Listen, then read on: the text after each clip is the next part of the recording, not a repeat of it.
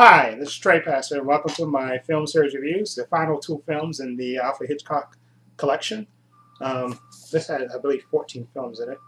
And so the final two films, like I said, in this review, I'm reviewing 1972's Frenzy. There it is.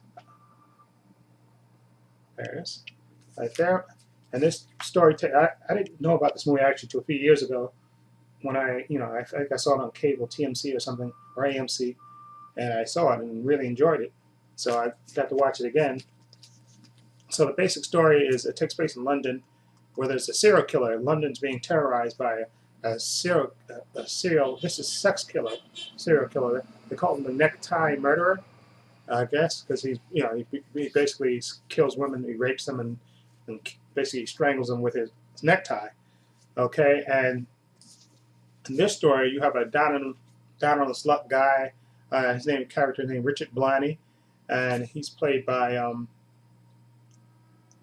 John Finch, and he's basically he has an ex-wife that has this matrimony business. They match people up, and he worked in a pub in the beginning of the movie. You see, he works in a pub, okay, and he kind of gets fired. You see him taking a drink when he wakes up and takes a drink, and of course the guy who runs the pub, sees he does it and basically makes a wisecrack at him. And he said, "Listen, I was going to put the money in the till." He said, "I'm not going for that. Okay, you're fired."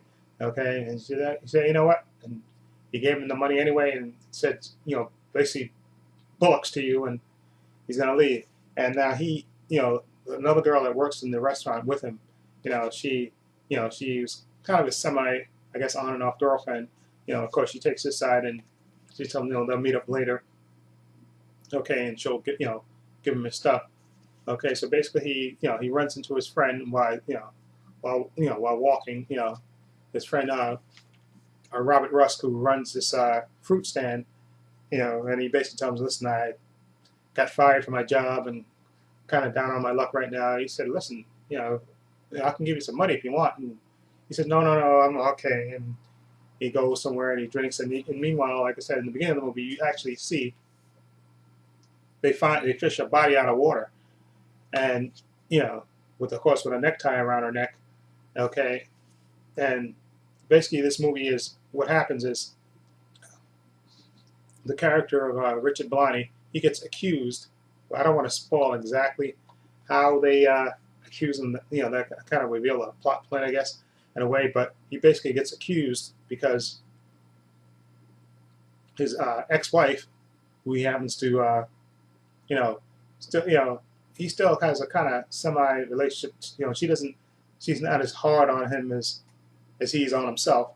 And they go to dinner one night and stuff, and they even have an argument before they go to dinner. And of course, and his secretary, who's nosy, she overhears that.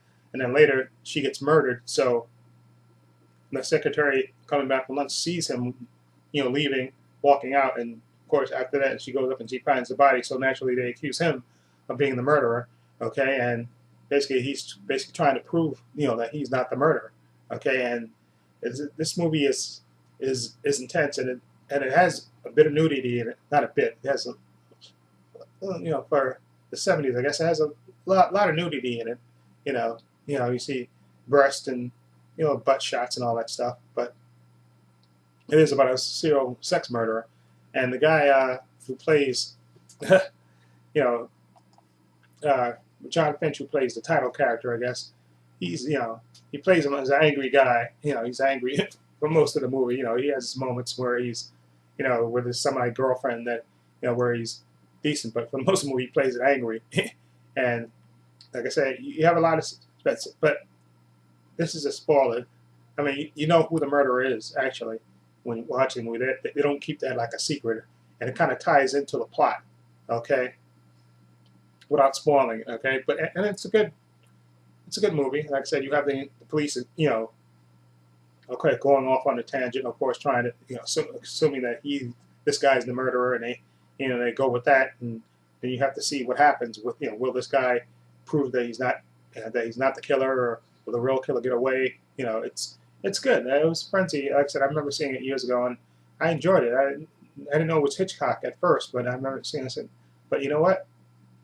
It's pretty good. Okay, I would give Frenzy a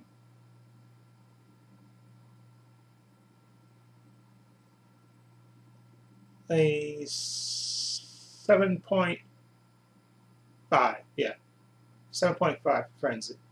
Okay, it was entertaining and it got to the point. And like I said, you knew who the killer was, so that's not a big secret. I mean, they didn't hide that part, and you just have to find out, exactly how this guy goes about trying to prove his innocence and the circumstances. Will they catch the real killer or not? Will the cops wise up and it's pretty good. It's just good suspense in it. Like I said, and you get the nudity in there, so be forewarned for that. In case because usually you don't see that in the Hitchcock movie, but it's the '70s, so I guess he decided to add that in. Okay, so and it is about serial sex murder, so I guess they had to show the killer why he was doing it. Anyway, 7.5 for Frenzy. Okay. Anyway, if you've seen Frenzy, let me know what you think. There we go. There it is. Let me know what you think. Feel free to leave comments down below. And if you like this review, please hit the subscribe button down below.